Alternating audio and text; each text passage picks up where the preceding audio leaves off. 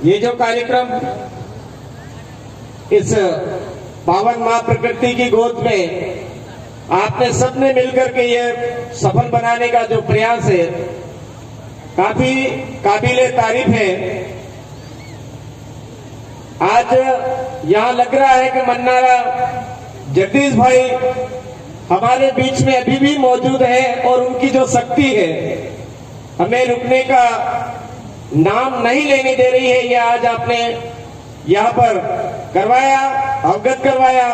मन्नारे जगदीश भाई के चरणों में नमन करते हुए, हमारे पूर्वज पुरखों के चरणों में नमन, और आप सभी भारत देश के मूल बीज मूल मालिकों को खूब खूब जोहार। जय आदिवासी, जय भील प्रदेश।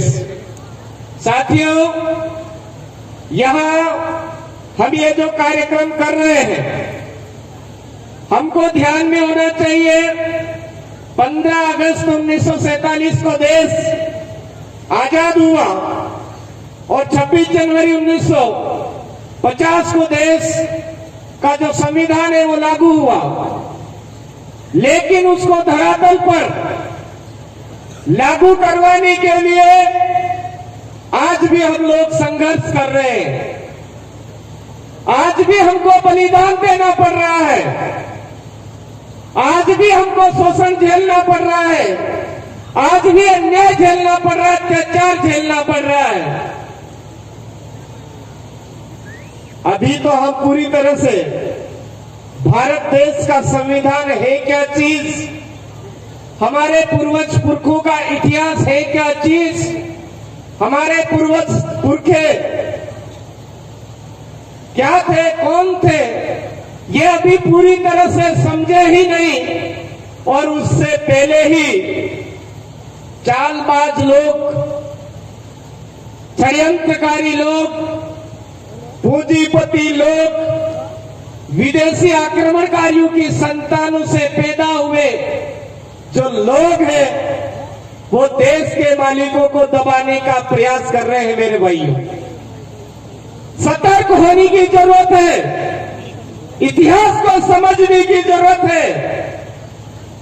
जब हम हमारा इतिहास समझेंगे, हमारे इतिहास को जानेंगे, तो सारी बातें हम सबको अपने आप समझ में आएगी। इतिहास उठा करके देखते हैं, मुगल काल, अंग्रेजों का शासन काल, राजा रजवाड़ों का शासन काल, इन सभी शासन कालों में एक बात कॉमन मिलती है। कॉमन रूप से हर जगह एक बात देखने को मिलती है, और वो बात है, सब जब भी यहां पर आए, थोड़े से पैर व्यवस्थित जमे, इनके पैर आदिवासियों की तरफ बढ़े, आदिवासियों की जमीन की तरफ बढ़े, आदिवासियों की पूजा पद्धति की तरफ बढ़े, आदिवासियों की संस्कृति को खत्म करने की तरफ बढ़े। और वही काम आज की तारीख में ये कमल और कांग्रेस नाम का शासनकाल है, इसके शासनकाल में भी होना शुरू हो चुका है। और जैसे ही आदिवासियों को ये बात समझ में आई, तो आदिवासियों ने खिलाफत भी चालू कर दी है पूरे देश के अंदर। ये आपको अवगत होना चाहिए।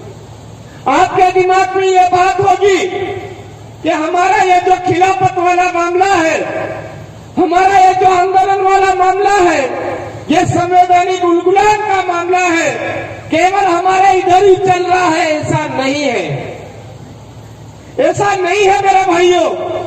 आज की डेट में महाराष्ट्र के आदिवासी उठ खड़े हुए हैं, झारखंड के आदिवासी उठ खड़े हुए हैं, छत्तीसगढ़ के आदिवासी उठ खड़े हुए हैं, गुजरात के आदिवासी उठ खड़े हुए हैं, और राजस्थान के अंदर जहां जहां आदिवासियों का बाहुल्य है, और उसमें खास करके भील आदिवासी का जहां बाहुल्य है, वह सब जगह हमारा समुदाय उठ खड़ा हुआ है और एक ही आवाज कर रहा है। अंग्रेजों को खदेड़ा था, राजे रजवाड़ों को खदेड़ा था, मुगल साम्राज्य को खदेड़ा था, और वर्तमान में जो कमल और कांग्रेस, बीजेपी और कांग्रेस नाम से आदिवासियों को खत्म करने का षड्यंत्र, आदिवासियों की जमीन छीनने का षड्यंत्र, अस्तित्व छीनने का जो षड्यंत्र आपने रचा है, उसको भी खदेड़ने का काम चालू हो चुका है। ये आप अच्छी तरह से जान चुके होंगे। अभी भाई बोल रहे थे कि हमारे कोटड़ा में भाई लोग नहीं मान रहे। मैं जगदीश भाई के साथ में जब वहां गया तो मैंने वहां एक चीज नोटिस करी थी। हमने जब जोहार बोला, आदिवासी बोला, हमने जब पूजा पद्धति की बात करी तो वहां के लोग उठ करके दूर जाके बैठ गए। जब दूर जाकर के वो भाई बैठे, मैंने गहराई से पूछा, दादा ये दूर जाके क्यों बैठे? तो जगदीश दादा ने मुझे बताया, दादा यहाँ पर ईसाई मिशनरी चल रहा है, इस वजह से ये लोग दूर बैठे।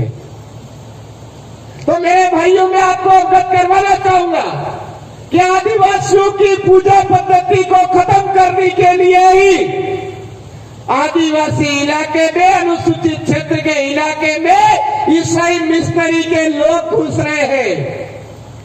आदिवासियों की संस्कृति को खत्म करने के लिए ही आरएसएस नाम की बीमारी चड्डे पहना करके हमारे लोगों को बेवकूफ बना रही है। आदिवासियों की पूजा पद्धति को खत्म करने के लिए ही संत रामपाल नाम की भक्ति आदिवासियों के ऊपर जबरदस्ती थोपी जा रही है। इस तरह से हमारे देश के मालिकों की मूल पूजा पद्धति को समाप्त करने के लिए ही ये सारे लोग पीछे पड़े हुए हैं।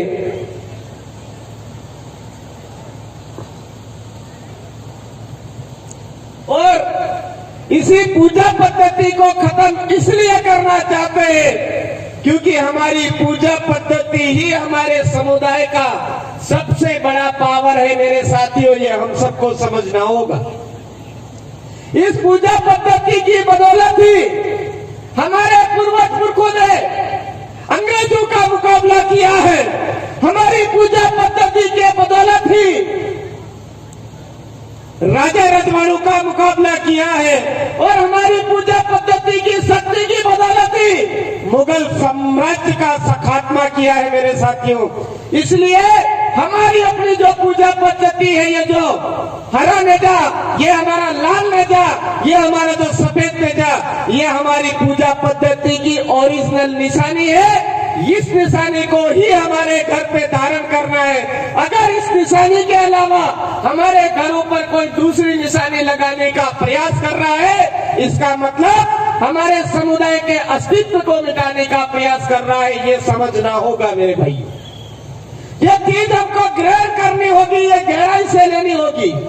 आज ये जो सफेद नेता है, हमारे उधर हमारे पूर्वज के जो पुरुषों के सिराबासी होते हैं, खाकल देव होते हैं, उनके ऊपर लगाते हैं। ये जो लाल नेजा है, ये हमारी माता जी महिला की जो निशानी है उसके लिए लगाते हैं। और ये जो हरा नेजा है, जब महिला और पुरुष दोनों के कॉम्बिनेशन से नवजीवन, नया हरा भरा रूप बच्चा पैदा होता है, उसकी निशानी के रूप में ये हरा नेजा हमारे लगाते हैं। इसके अलावा कहीं पर कुआं बावड़ी खोदते हैं, ट्यूबवेल लगाते हैं, वहां पर पानी आ जाता है, उसकी निशानी वहां पर हरा भरा होता है, उसके लिए ये हरा नेजा लगाते हैं। तो यहाँ पर कोई अगर हमारे इन नेजा निशानी के नाम पर कोई गलत फहमियां पैदा कर रहा है तो हम सबको ध्यान में होना चाहिए। पूरे देश के आदिवासियों की ये पहचान है, इसको हमको बरकरार रखना है और बरकरार रखना होगा।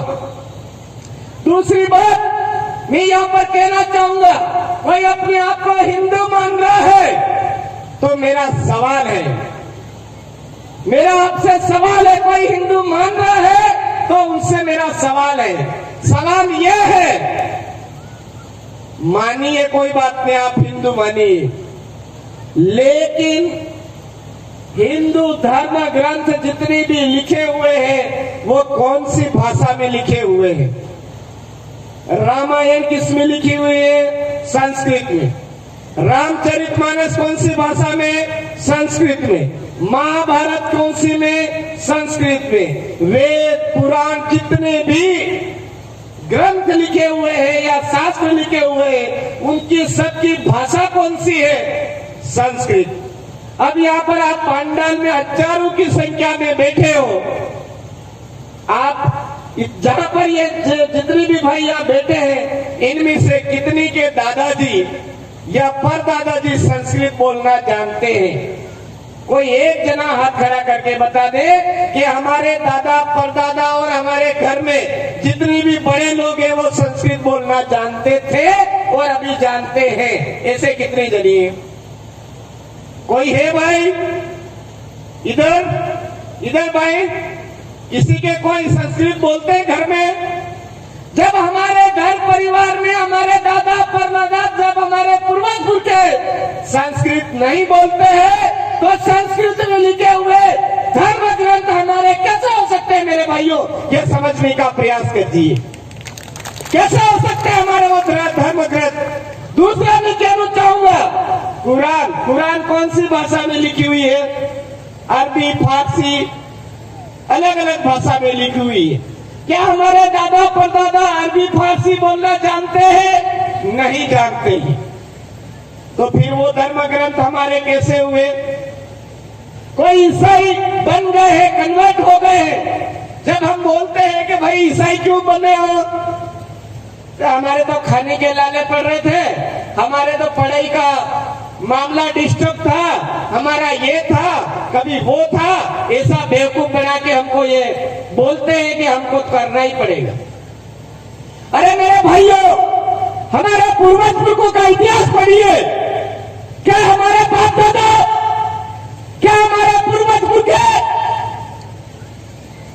इस तरह की गुलामी के लिए हमारी पूजा पद्धति छोड़ दी थी क्या? नहीं छोड़ी थी। हमारी अपनी पूजा पद्धति नहीं छोड़ी। आज बाइबल हिब्रू भाषा में लिखी हुई है, हमारे बाप दादा हिब्रू भाषा नहीं बोलते थे, उसके बावजूद हम उसको ग्रहण कर रहे हैं। क्यों भाई?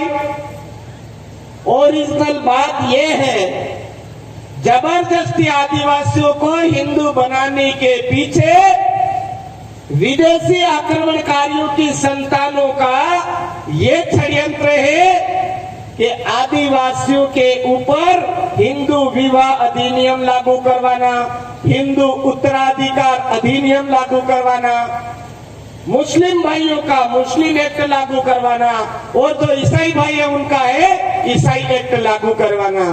जिस दिन ये हिंदू एक्ट, मुस्लिम एक्ट, ईसाई एक्ट, ये सारे एक्ट के दायरे में आदिवासी समाज आ जाएगा, उस दिन देश का मालिक नहीं कहलाएगा।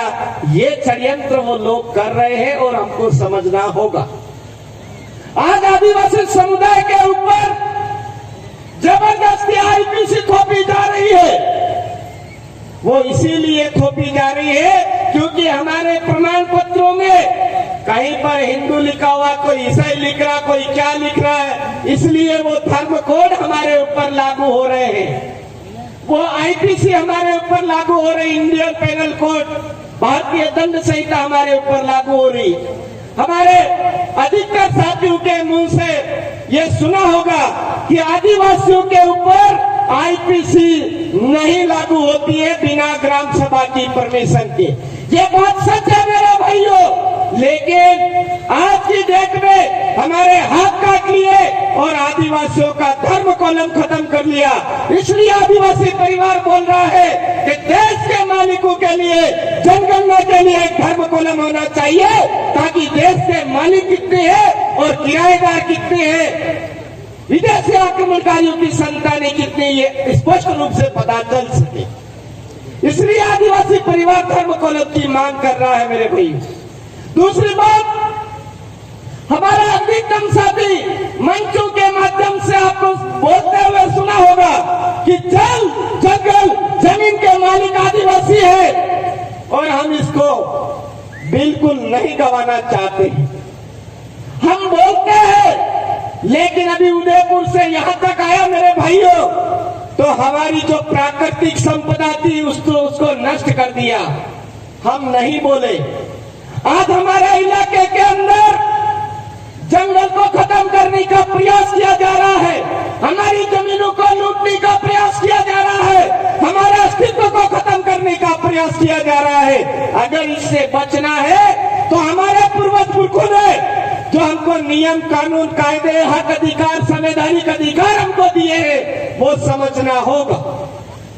और वो ये है कि बिना कलेक्टर की पूर्व मंजूरी के कोई भी जमीन हस्तांतरण नहीं हो सकता, जमीन का नामांतरण नहीं हो सकता है।